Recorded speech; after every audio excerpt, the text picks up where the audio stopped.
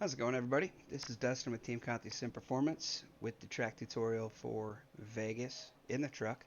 This is 25, Season 4, Week 12. Big shout out and thank you to Bailey Dutton for this race run replay, which we'll be breaking down and analyzing. Few things to note this week. Last time we were here in the spring, it was a night race. It was a day race. I'm seeing track temps ranging between the mid-90s and the mid-100s, which it puts it about 20 degrees hotter than last time, which has affected fall off. Last time we were here, we had about 1.4 seconds of fall off throughout a 30-lap run. This time around, we're looking at about 1.7. Tire wear slightly increased. Temps with this round of setups, not so much. Focused on trying to keep those tire temps lower so that we could prolong tire life and limit slip. A few things to note. You can run wide open. That's not to say you should. The draft will definitely help keep you there. You will be lifting entry to A, keep from running over the people in front, and B, it's just wise to save tire. For these first few laps in single car, however, Bailey is running wide open. As we were running through these runs, we wanted to kind of stress the truck as much as we could. And still maintain that long run stability, security, balance, and just overall speed and lap time. So we tried to push it just a little bit in these practice runs, but this isn't race pace. You did see there, or you may have seen there, into 3, he did feather off the throttle on entry.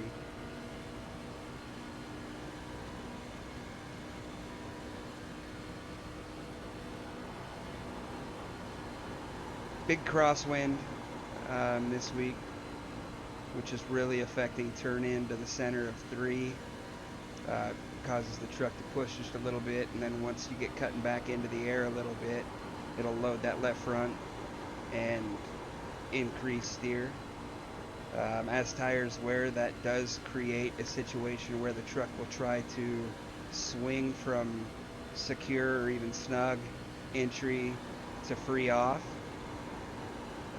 Again, that is a wind-related issue, so learning that transition when it happens and being able to anticipate that, which you'll see later on in this run, is very crucial to tire life and overall lap time throughout a run.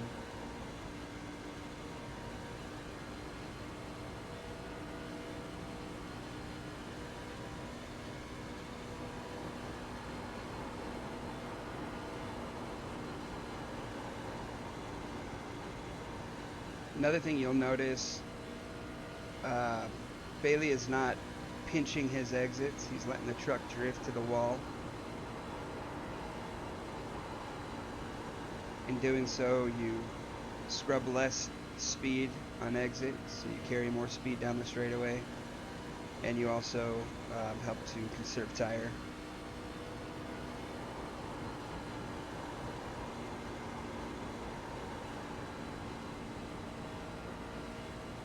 Big differences between 1 and 2 and 3 and 4 here. 3 and 4 is much smoother. A few bumps down there at the bottom in the center, but you'll notice here into 1, Bailey's running a bit of an arcing line that takes him around the worst of the bumps over the tunnel. By taking that line, he's able to not impact the tires or shock the tires with a quick load unload that bumps create. He's also pointing the truck straighter at the white line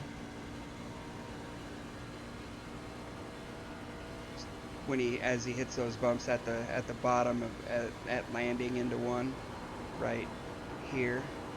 Truck is straighter as he brings it to that white line, so it doesn't impact the balance or, as I said before, shock the tires. Shocking the tires creates a spike in heat um, due to the quick slip of unloading the tires. Also, the abrupt compression as you hit the bumps can create some tire heat. So keep the truck as straight as possible through the bumps. Go around them on the entry and then straight through at landing.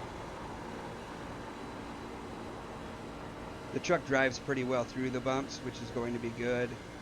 It'll create a lane for us to use when others move to the middle to avoid the bumps. Splitter clearance is fine running through the bumps, so that may be a place where we can make some gains this week.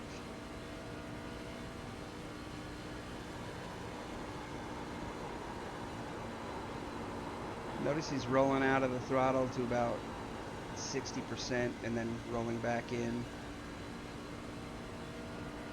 mainly in turn 3.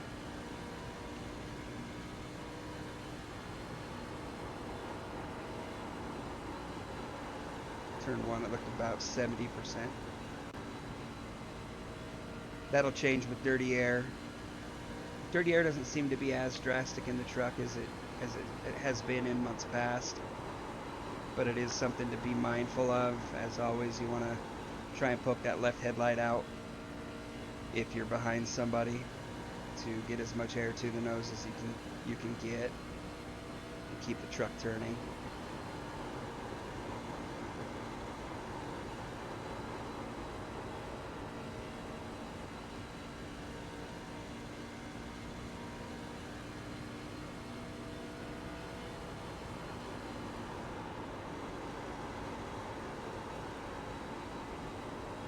Another thing I want to bring your attention to, the rubber marks on the white line on the bottom are a good indicator of where you need to apex the corner. You'll notice he'll come around, work his way down to those rubber marks there, and that's where he's at his lowest, or at his apex. That's kind of a good quick check yourself.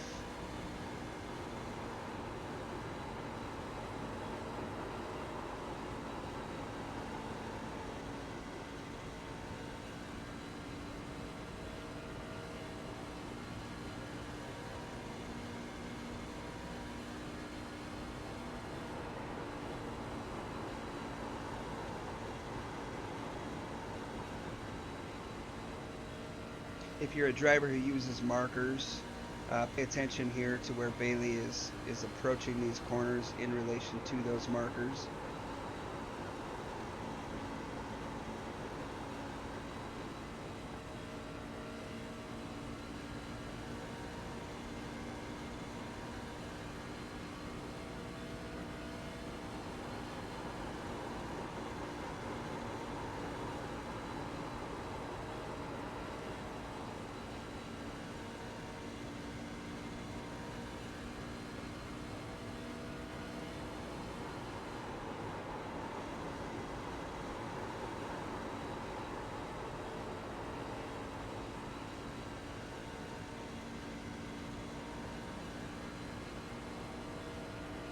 A little more than halfway through this run.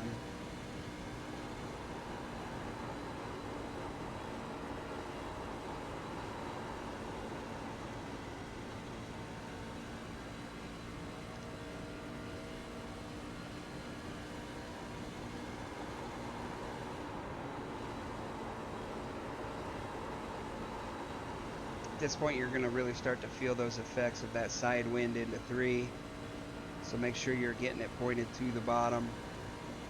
At the very bottom, there next to the white line, or touching it, there's a little bit of added grip that just pulls the nose around. Notice it a little bit there in 2 as well. As he got up against it, the truck Snapped, he had a little quick correction. Wasn't a big snap, but slid the rear just a little and had to correct. Here, kind of the same thing. Notice the point that he got to that white line, the wheel, he took the wheel straighter, or and didn't really change the trajectory of the truck. That's what I was referring to when I was saying you'll need to anticipate that, kind of get used to what it's doing and when. See if we can catch it again. He's got a lot of wheel in it to get it to the bottom. Right there, he's got to straighten it back out and let it float off the corner. You can keep the wheel in it and slide the rear and exit fine, but it will scrub a lot of speed and induce a lot of heat into the right rear, and you will pay for that later on in a run.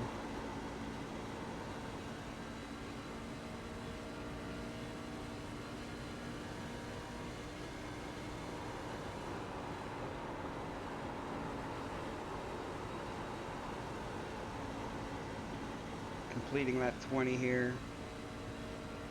There was a good example of not getting it all the way to the bottom and then having to deal with a little bit of a free exit because of the wheel in it to try and turn it to the bottom after already having missed it. Didn't miss it bad, but just a little bit. It's very, very line sensitive in turns 3 and 4. Got it back to the bottom this time. He was able to drive it off much better.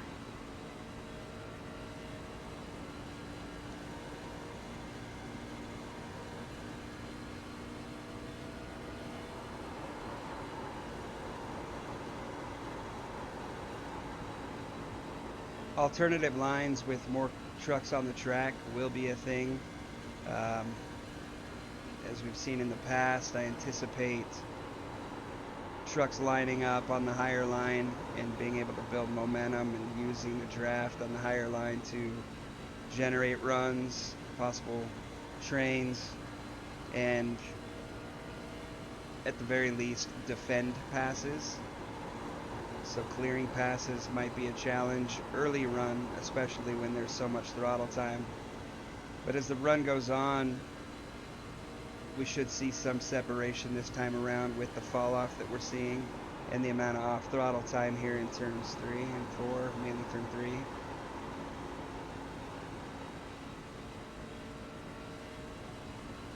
Being able to optimize your speed and limit your slip is going to be crucial later in the run.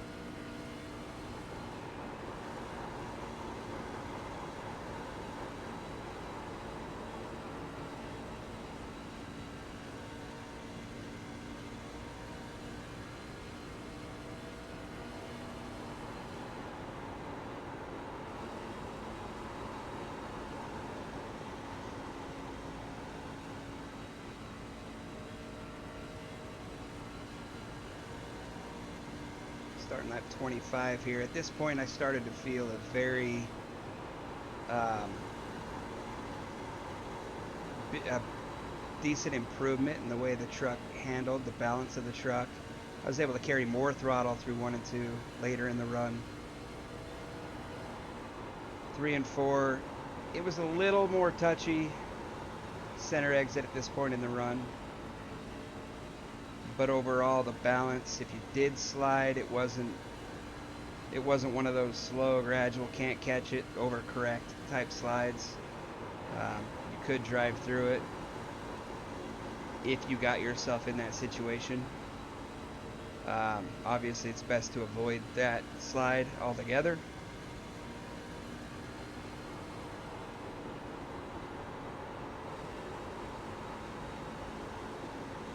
I'm going to bookmark this lap because he had a slightly different approach into 3 that looked to work pretty good for him. Only 0.02 of fall off between those 2 laps, and I think that entry into 3 had something to do with it. So we'll come back and take a look at that.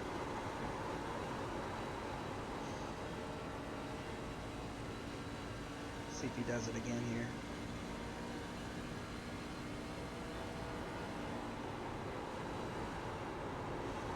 Yeah, he did. So we'll just go ahead and comment on it now, see if he does it again this next lap. he's closed off his entry into 3 just a little bit. Early in the run, he was splitting the 2 marks at turn in. Now he's favoring the bottom dash line into 3.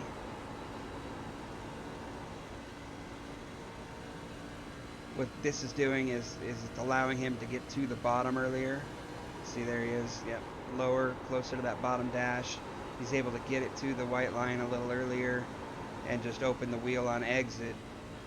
The reason for that is if you're running a higher arc line, you have more wheel in it later in the corner than you do if you're running the bottom and you're already at the point of unwinding the wheel.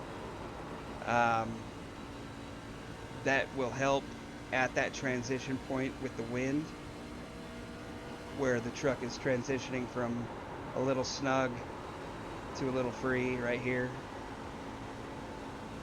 But by having less wheel in it right there, he's able to um, get to the correction a little quicker, and it won't snap as hard. So closing off that entry, slowing it down, getting it to the white line, letting the line pull you around, allows you to use less wheel at this point, at that crucial point of the corner. Again, right here.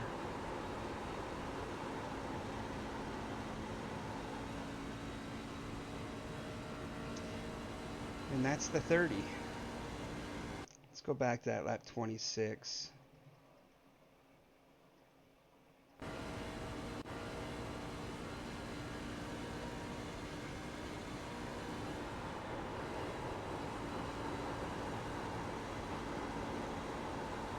Looks like he started to open his entry into 1.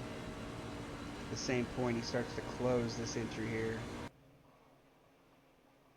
See that dash line? He's now right there close to it with that left front.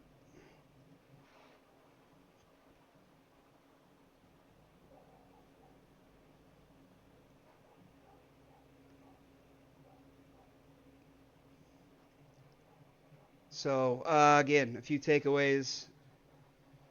Um, the truck starts out really neutral. It'll go through a phase where it's not really a tight phase.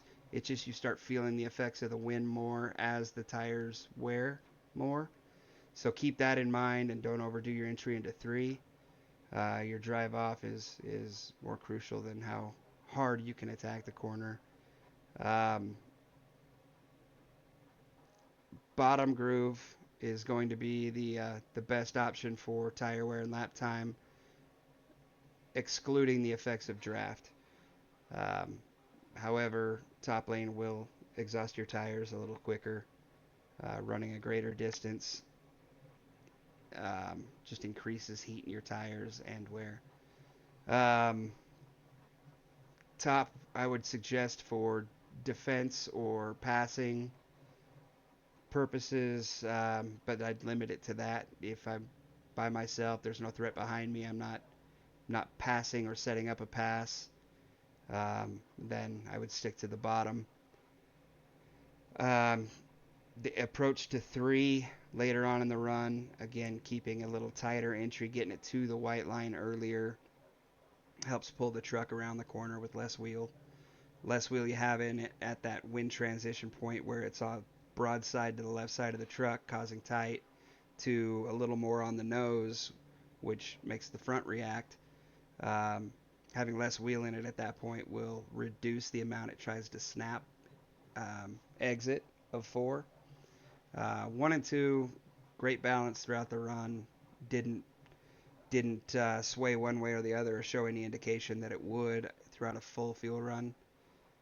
Um, Otherwise, I think that about sums it up. Again, a big thank you to Bailey Dutton for the race run replay and allowing me to use that with my breakdown here this week. Again, I love being able to incorporate team guys in what we do and get them involved. And so if you see Bailey throughout the week and you've listened to the video this far in, make sure you give him a thank you and pass on my appreciation. Otherwise, that's about all I've got. I appreciate uh, you taking the time, and obviously, we appreciate you here at Team Conti Sim Performance. And thank you for choosing us. Best of luck this week, and we'll see you on the track.